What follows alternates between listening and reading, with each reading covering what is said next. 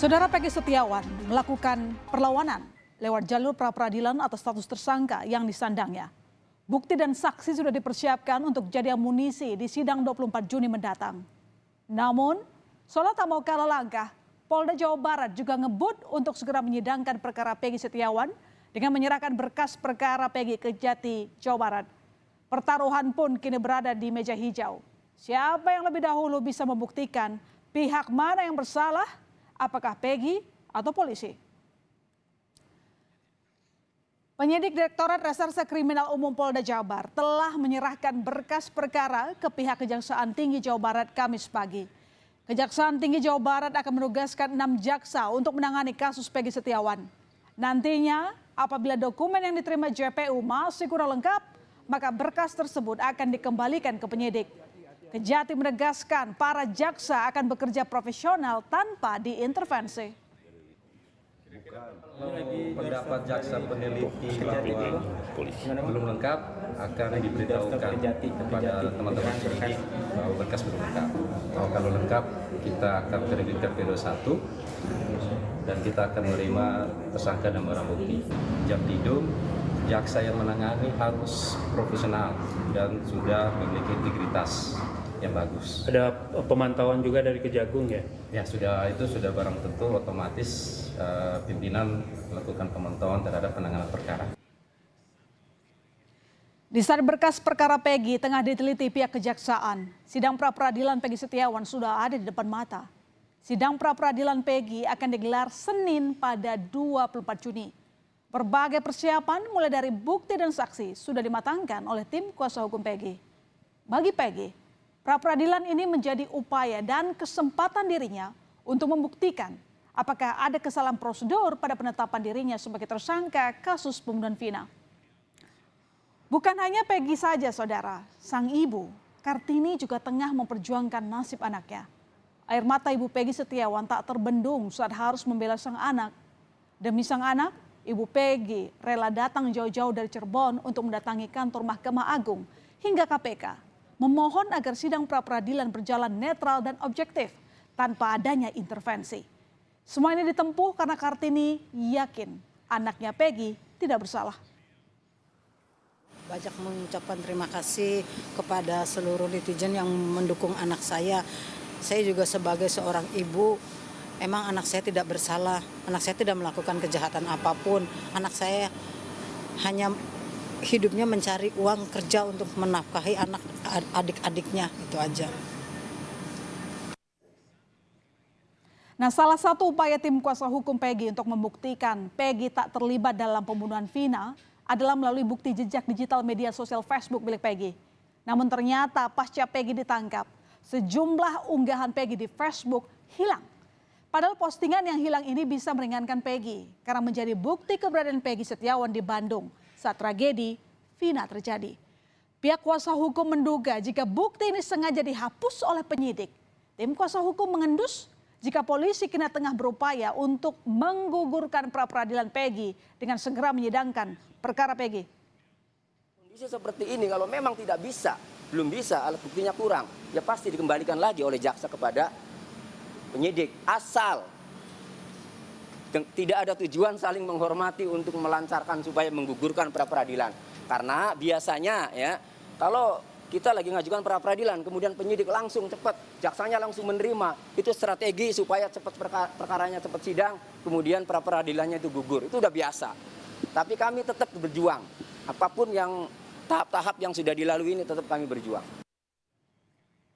Dalam penetapan tersangka Peggy Setiawan, polisi mengaku memiliki bukti kuat. Dari 70 saksi yang diperiksa, 18 diantaranya saudara memberatkan Peggy Setiawan.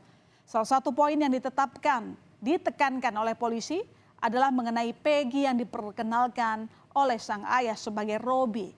Polisi menyebut jika ini ada upaya dari Peggy untuk berganti identitas. Peggy ini bukan gampang ditangkap karena dia langsung menyerah diri, tidak.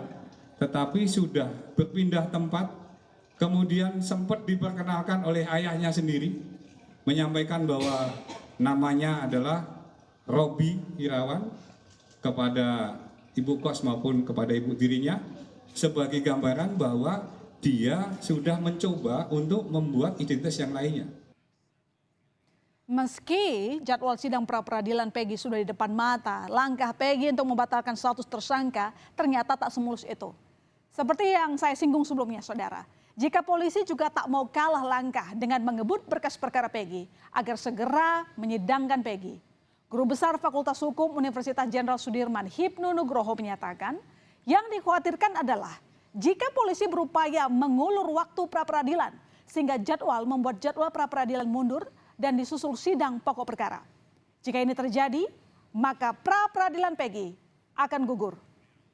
Pengadilan juga butuh waktu berapa hari untuk menentukan jadwal sidang dengan pembacaan. Jadi bukan pelimpahan. Kalau dilimpahkan oleh pengadilan, tapi batas waktunya adalah dibacakan. Sehingga misalkan begini, kalau hari ini itu dilimpahkan misalkan dan dibacakan di persidangan, maka permohonan pra-peradilan gugur. Nah, ini yang harus dilipasi. Nah, ini memang oyak-oyakan dalam suatu penentuan hari yang pada ini. Tapi prediksi saya, Mbak, kalau ini tanggal 20 besok pelimpahan perkara agak nggak mungkin. Kecuali nanti tadi tanggal 24 minta mundur. Lah, hakim mau menerima atau tidak? Kalau tidak menerima berarti pra-peradilan jalan. Tapi kalau hakim nanti menerima permohonan perpanjangan, pengunduran pra-peradilan, ya tadi saya katakan masalah permohonan pra-peradilan. Menghadapi pra-peradilan, Polda Jawa Barat mengklaim sudah siap dan telah menyiapkan tim hukum. Sejak 12 Juni lalu, Polda Jabar telah membentuk tim untuk menghadapi pra-peradilan Peggy Setiawan.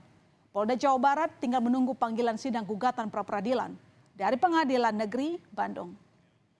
Penanganan pra-peradilan, gugatan pra-peradilan yang dihadapi, tentu kami sudah menyiapkan tim dari kuasa hukum, tentunya dari Polda Jawa Barat, direncanakan kalau tidak salah tanggal 24. Sementara itu dari pihak keluarga Vina, Hotman Paris selaku kuasa hukum justru meminta Polda Jawa Barat tidak terburu-buru. Pasalnya masih banyak kejanggalan terutama pada BAP. Polisi semestinya menyelidiki semua kasus yang terlibat, baik saksi maupun penyidik-penyidik terdahulu dan menyelidiki siapa dalang di balik kasus pembunuhan Vina. Jelas-jelas BAP-nya, putusan pengadilan bertentangan dengan BAP yang sekarang 2024. Bertentang isi BAP dari para saksi fakta, para terpidana di 2024 sekarang bertentangan dengan isi BAP di 2016. Berarti pasti ada yang salah. Kalau mau periksa, kalau memang ada kecurigaan masyarakat, silahkan periksa semua yang terlibat agar masyarakat puas. Apakah bupatinya, periksa semua keluarganya, apakah ada oknum polisi senior, periksa semuanya, terbuka agar masyarakat puas. Belum tentu mereka bersalah, tapi periksa semuanya. Perlawanan bukan hanya dilakukan Peggy. Para terpidana kasus pembunuhan Vina dan Eki juga memperjuangkan nasibnya. 4 terpidana yakni Hadi Saputra, Supriyanto, Eka Sandi, dan Rivaldi telah berikan kuasa terhadap tim pengacara Peradi untuk ajukan PK atau peninjauan kembali atas vonis seumur hidup dari majelis hakim. LP Kebonwaru dan mereka secara sukarela telah memberikan kuasa kepada DPN Peradi untuk mengurus masalahnya, mengajukan peninjauan kembali. Nama saya Hadi Saputra, saya bersedia untuk menandatangani kuasa hukum DPN Peradi untuk mengajukan PK. Saya Rivaldi, saya dengan sukarela memberikan kuasa saya kepada PN Peradi untuk mengajukan PK. 24 Juni 2024 akan menjadi penanda babak baru bagi kasus pembunuhan Vina dan Eki. Terkait status tersangka Peggy Setiawan, akankah perlawanan Peggy dan tim kuasa hukum bisa mencabut status tersangka? Atau perlawanan Peggy justru terjegal oleh sidang pokok perkara yang jadwalnya akan ditentukan kejaksaan dalam 7 sampai 14 hari ke depan?